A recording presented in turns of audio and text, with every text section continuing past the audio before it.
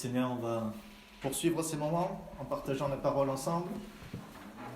On va lire un premier verset dans le livre de 2 Timothée. 2 Timothée chapitre 4. Il s'agit d'une des dernières paroles de l'apôtre Paul. Je trouve que c'est toujours intéressant de voir ce que les hommes de Dieu peuvent dire à la fin de leur vie. 2 Timothée chapitre 4, verset 7. C'est d'ailleurs un verset bien connu. « J'ai combattu le bon combat. J'ai achevé la course. J'ai gardé la foi. Désormais, la couronne de justice m'est réservée. Le Seigneur, le juste juge, me la donnera en ce jour-là, et non seulement à moi, mais à tous ceux qui auront aimé son apparition. Amen. » Est-ce que vous aimez le jour où le Seigneur va revenir ? Amen. Amen. Il y a vraiment cela qui pèse sur nos cœurs, mais dans le bon sens. On a hâte, on se réjouit à l'avance de ce moment particulier, parce qu'on sait que notre Sauveur, non seulement il est vivant, mais en plus il est plein d'amour, et il va venir chercher ceux qui le craignent. Mais Paul a pu dire à la fin de sa vie, « J'ai combattu le bon combat. J'ai achevé la course et j'ai gardé la foi. » La foi, ce n'est pas quelque chose, un sentiment paisible, continuel, même si, bien sûr, il y a la paix de Dieu, mais je veux dire par là que parfois il y a des combats, il y a des difficultés, il y a des moments où il faut se faire violence. Et c'est exactement ce que Paul traduit. Bien sûr que dans tous ces combats-là, on a la paix de Dieu, mais il faut combattre, il faut y aller au combat. Et c'est ce que Paul dit pendant toute sa vie. Pourtant, on sait très bien que l'apôtre Paul, sa vie a été totalement rose, tapis rouge, aucun problème, aucun souci. C'est ça à peu près ? Oui ? Non, c'est pas ça. Vous lisez les actes, vous lisez les épîtres, il vous raconte ce qu'il a vécu, et vous comprenez que malgré les difficultés, il a même connu la lapidation, malgré tout cela, cet homme a dit « J'ai combattu le bon combat et j'ai surtout gardé la foi ». Nous sommes appelés encore aujourd'hui, en 2021, puisqu'on est au début de l'année, on a le droit encore de faire des vœux, mais nous sommes appelés par la parole de Dieu à combattre le bon combat de la foi et à garder la foi jusqu'au bout. Et si Dieu permet qu'on puisse voir 2022, 2023, 2030, etc., peu importe, on veut garder la foi, retenir fermement ce que le Seigneur nous demande de retenir. On va aller maintenant dans le livre des Hébreux pour s'apercevoir que dans ce livre-là, alors je fais le signe en avant, mais en fait c'est après, Hébreux chapitre 3, dans ce livre-là, on voit qu'il y a plusieurs exhortations à retenir fermement certaines choses. Et c'est exactement l'idée qui est là cet après-midi que je voudrais développer, c'est que le combat que nous menons, ce n'est pas un combat contre qui que ce soit, ce n'est pas de la violence extérieure, non, rien à voir. Ce n'est pas des revendications humaines. Le combat, c'est surtout de retenir les grâces que Dieu nous a déjà données et de les garder pour nos propres vies afin qu'elles puissent porter du fruit. Bien sûr qu'on veut aussi les propager autour de nous, mais d'abord on veut qu'elles puissent avoir leur bon effet dans nos vies. Au verset 5, il y a cette comparaison entre l'ancienne alliance et la nouvelle alliance, entre Moïse et Jésus. Pour Moïse, il a été fidèle dans toute la maison de Dieu comme serviteur, pour rendre témoignage à ceux qui seraient annoncés. Mais Christ l'est comme un fils sur sa maison. Nous sommes sa maison. Si nous retenons fermement jusqu'à la fin l'assurance et l'espérance dont nous nous glorifions. Amen. Vous entendez le conseil qui est donné ? Bon, déjà, il y a ce rappel, nous sommes la maison de Christ. C'est pas nous qui le disons. Non, on n'a aucune arrogance à réclamer quoi que ce soit. Non, c'est la parole de Dieu qui dit que par la foi, c'est ce que nous sommes. Nous sommes la maison de Dieu. Nous sommes, on pourrait dire, la famille de Dieu. L'endroit où Christ règne. L'endroit où Christ a cette autorité. Et nous sommes invités à retenir fermement, jusqu'à la fin, l'espérance. Vous allez me dire, moi, pour que j'ai l'espérance, en 2021, je regarde un petit peu les informations, je regarde le journal et j'ai beaucoup d'espérance qui jaillit dans mon cœur. C'est à peu près ça aussi? Non. Là, c'est exactement le contraire. Si on veut vivre et tomber en dépression, être désespéré, on regarde le journal, les informations, tout ce qui se passe, les commentaires, et on n'a pas beaucoup encouragé. Heureusement, alors on a le droit de le faire, on a le droit de regarder, de se tenir au courant, mais heureusement qu'on a la parole de Dieu qui nous permet de savoir qu'est-ce que c'est la vraie espérance. L'espérance qui dure, l'espérance qui est la véritable, celle qui vient du ciel, celle qui n'est pas humaine, celle qui est divine. Et d'ailleurs, dans ce passage, il y a ce conseil qui est donné, mais il y a aussi le mode d'emploi un petit peu, si on lit la suite. C'est pourquoi, selon ce que dit le Saint-Esprit, c'est le verset 7, aujourd'hui, si vous entendez sa voix, n'endurcissez pas vos cœurs. On est dans un monde aujourd'hui où on est tellement pris, tellement occupé par tout ce qui se passe qu'on peut se faire piéger en tant que croyant même par cette sensibilité à la voix du Saint-Esprit qui pourtant parle continuellement. Le Seigneur parle, s'adresse à ses enfants parce qu'il sait que sa parole est notre nourriture, il sait que sa parole est ce dont on a besoin pour vivre. L'homme ne vivra pas de pain seulement, mais de toute parole qui sort de la bouche de Dieu. Nous avons besoin de la parole de Dieu. Mais parfois, par tout ce qui se passe, on peut endurcir notre cœur. Regardez l'exemple du peuple d'Israël, qui pourtant a vécu des miracles. On soupire après des miracles. Enfin, je ne sais pas si c'est votre cas, je pense que oui. On soupire tous après ça. Mais même des gens qui ont vécu miracle sur miracle sur miracle, ils ont endurci leur cœur. Parce qu'il n'y avait pas de satisfaction, parce qu'il n'y avait pas d'envie d'entendre la parole de Dieu. Au travers de chaque miracle que Dieu a fait pour son peuple, il a ouvert la mer en deux, il leur a donné à manger, à boire à profusion dans le désert. Malgré tout cela, ils n'ont pas cherché à savoir ce que Dieu voulait leur dire. Ils ont juste pris la bénédiction et puis ils en ont profité et c'est tout. Et le résultat, c'est que pour tous ceux qui ont vécu dans cette attitude, ils sont morts dans le désert. Bon, on ne veut pas ça, on ne veut pas mourir dans le désert, on veut vivre par la grâce de Dieu, vivre même dans le désert.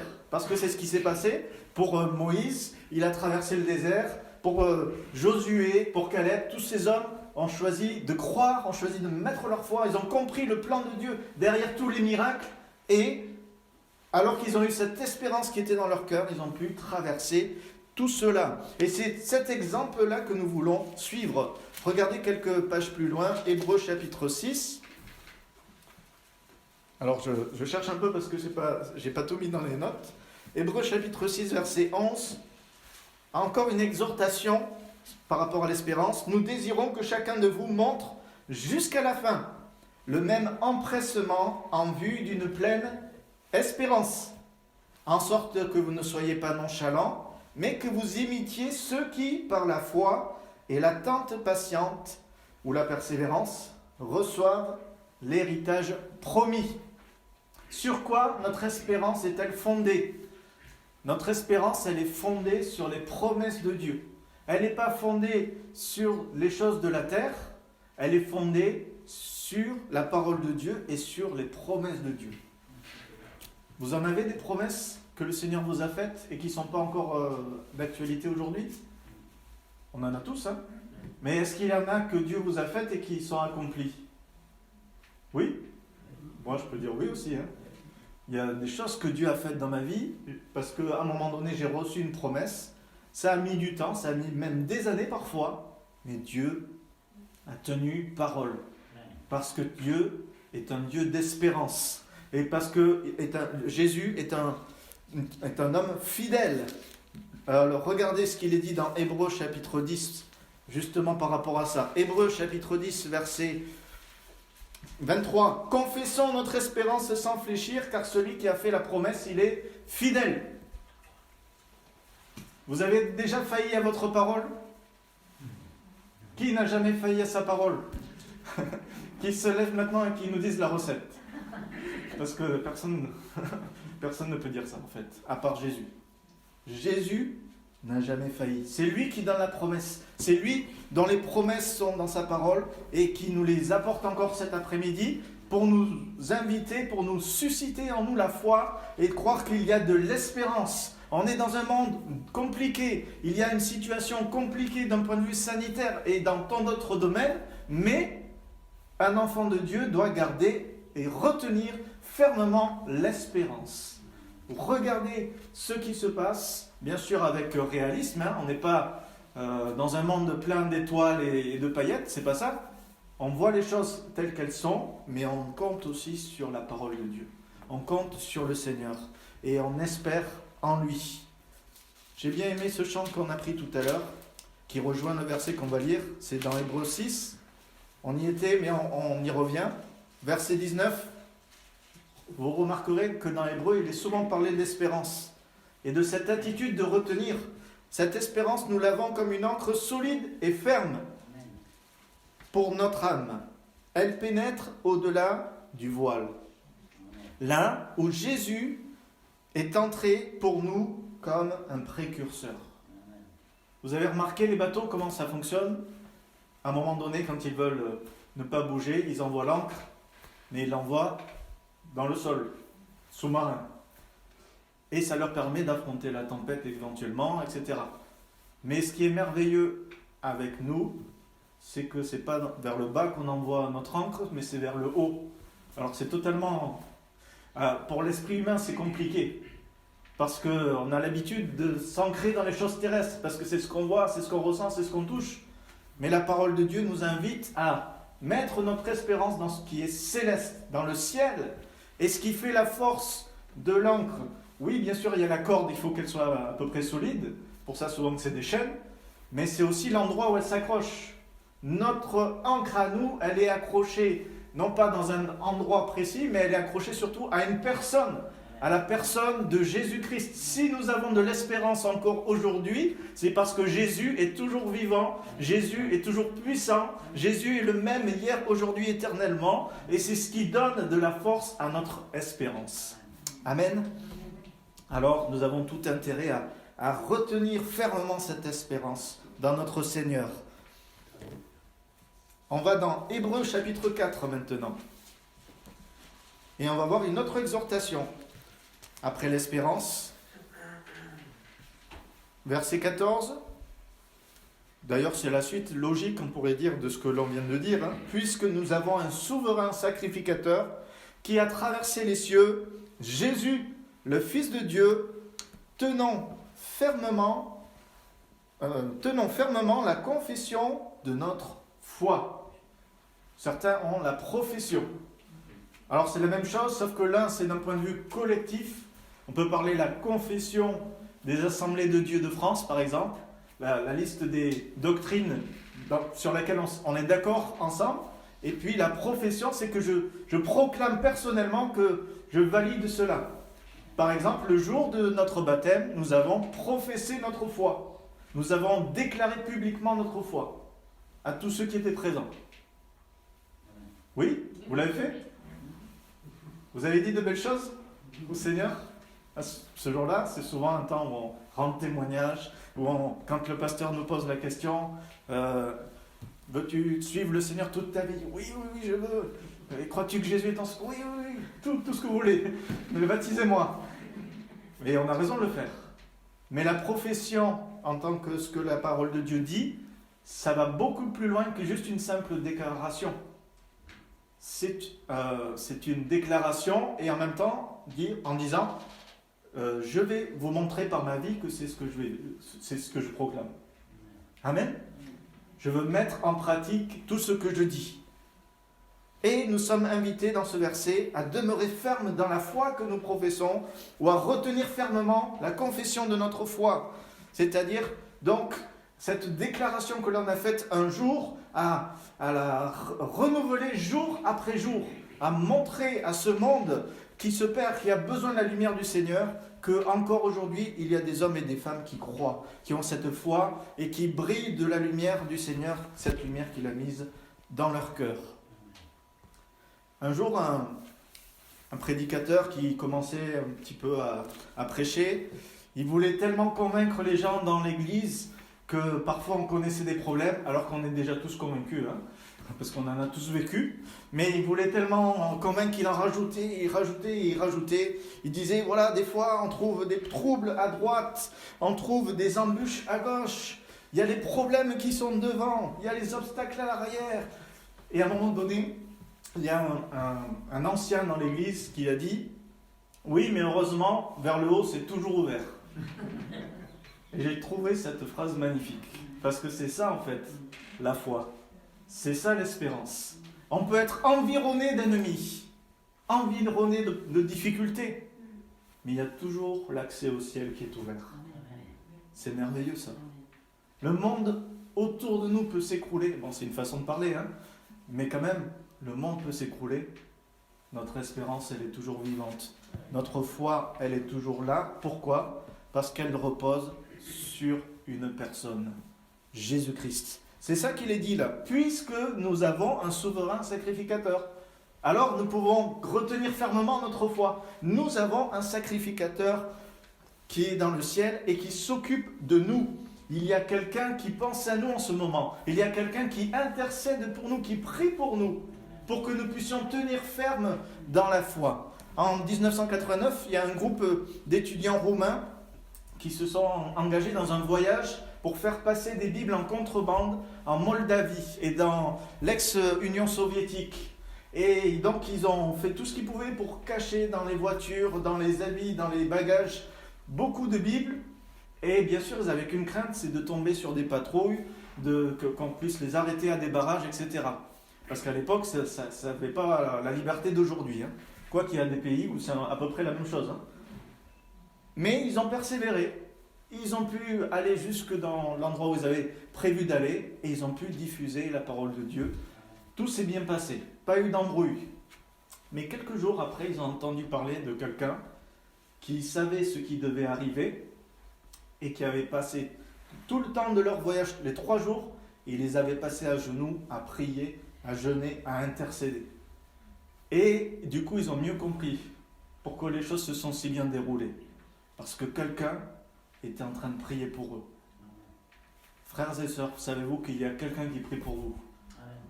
En ce moment même, il y a quelqu'un qui intercède en votre faveur. La Bible nous dit que Jésus-Christ, il intercède en notre faveur auprès du Père. Il est assis à la droite de Dieu et il prie. Combien cette vérité doit régir notre cœur ? Parce que des fois, ça peut arriver même si on est croyant de longue date, il y a des fois, on est tellement fatigué, lassé, qu'on n'a peut-être même plus la force de prier. Mais il y a toujours quelqu'un qui est en train de prier pour nous, au moins un en tout cas, c'est le Seigneur. Bien sûr qu'il y a les frères et sœurs, les pasteurs, etc. L'église, on est ensemble, mais parfois on se sent seul malgré tout, mais Jésus est là. Et de la même manière qu'il a dit à Pierre, j'ai prié pour que ta foi ne défaille point. Vous vous souvenez de ça ? C'est exactement ce qu'on est en train de partager. Vous avez remarqué ? Nous sommes invités à retenir la profession de notre foi. Et Jésus nous dit, j'ai prié, enfin Jésus dit à Pierre, mais il nous le dit aussi, je prie pour que votre foi ne défaille point.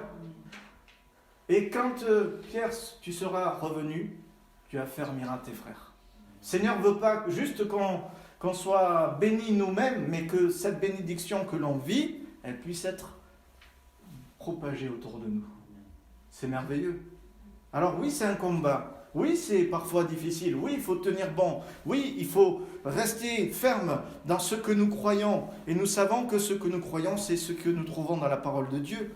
Mais dans toutes ces étapes, nous savons que le Seigneur, il est là. Et une autre raison qui fait qu'on peut tenir ferme, qui va nous donner cette force de tenir ferme malgré tout, c'est le verset 15, la suite. Car nous n'avons pas un souverain sacrificateur incapable de compatir à nos faiblesses, mais il a été tenté comme nous à tout égard, sans commettre de péché. Amen. Ce qui fait que nous avons la force de tenir bon dans la foi, ce n'est pas nos capacités, aussi merveilleuses soient-elles, ce n'est pas nos talents humains, mais c'est l'amour et la compassion de Dieu envers nous.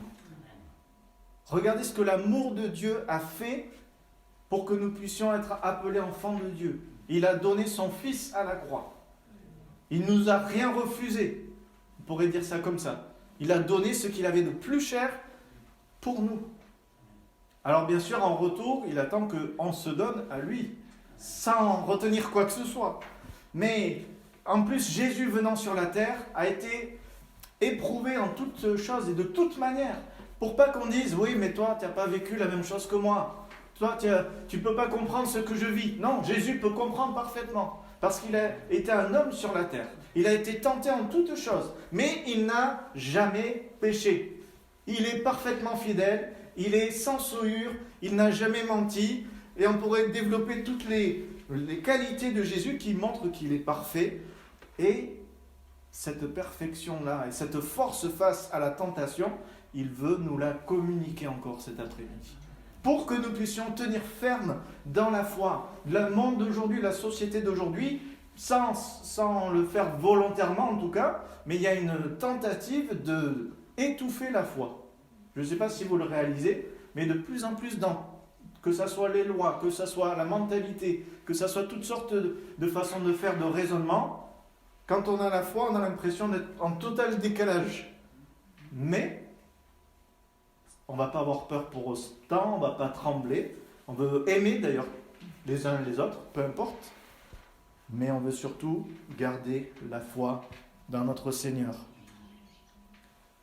Vous avez remarqué que de nos jours, on veut employer des belles expressions, il faut faire attention à tous les mots qu'on dit, parce que ça peut être compris de travers, d'un côté ou de l'autre.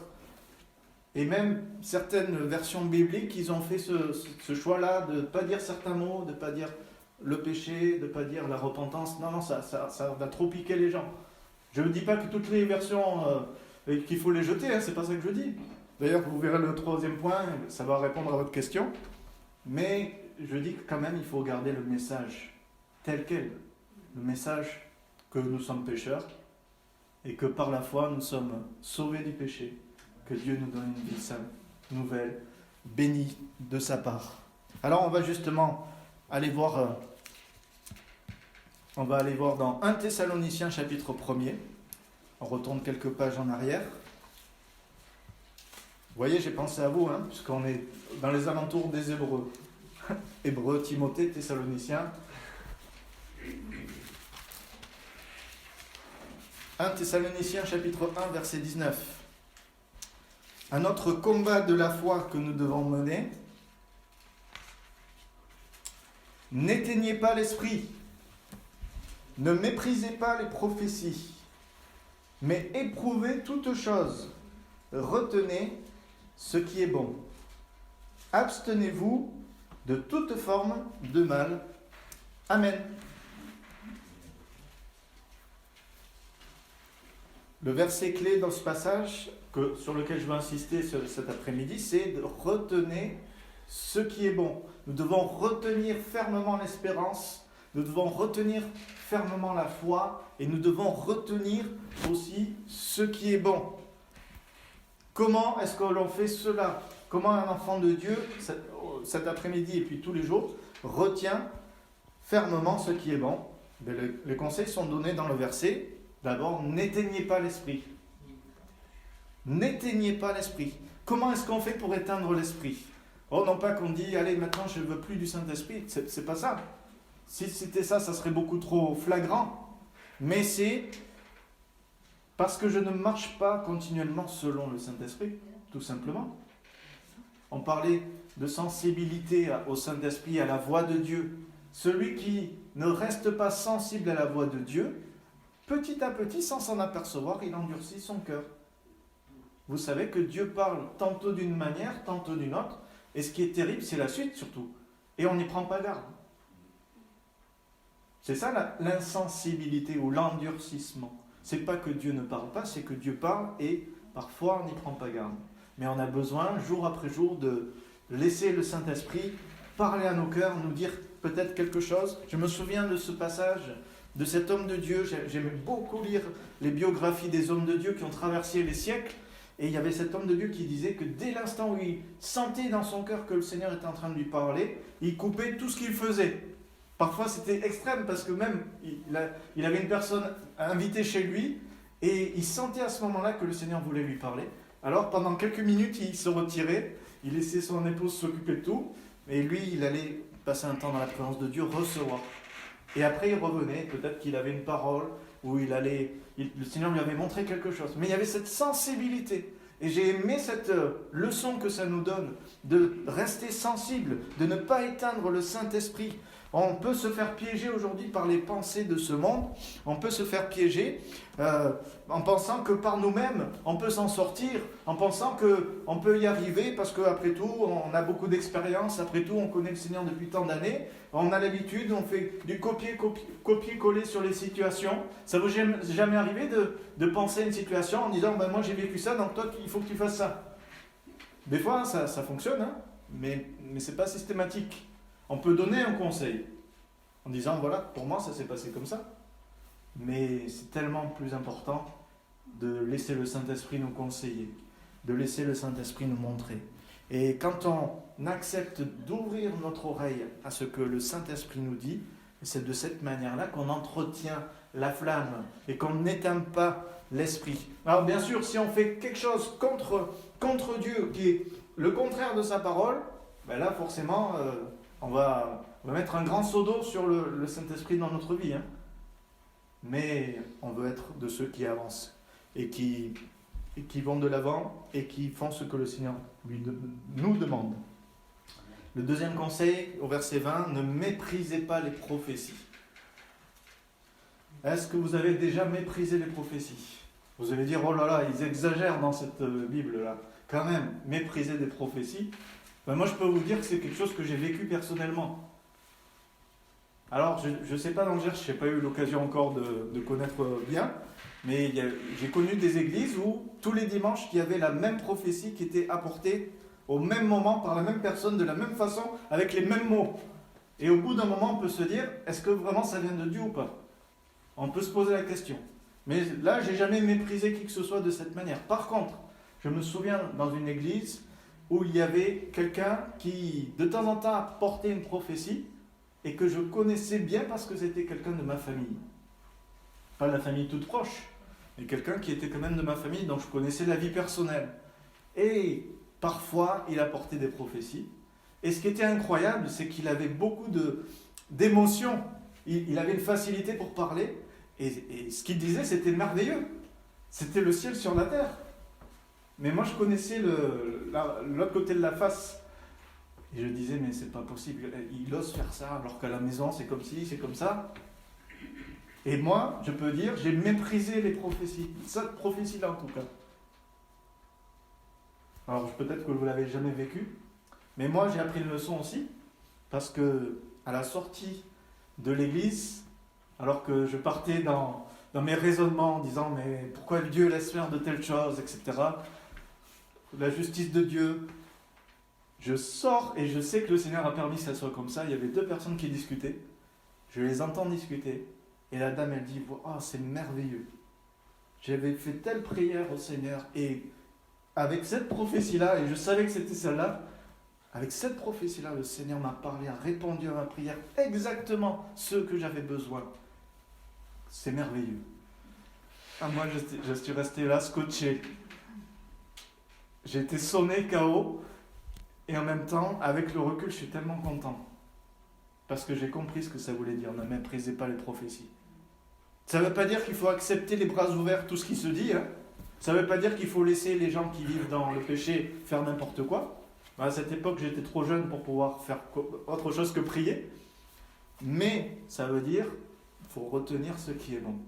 Ça veut dire qu'il faut être capable, par la maturité spirituelle, de pouvoir filtrer, de prendre ce qui est biblique. Tout ce qui était dit à l'église, les prophéties, tout ça, c'était biblique. Et Dieu, par sa grâce, permettait que ce qui était dit fasse du bien à ceux qui l'entendaient.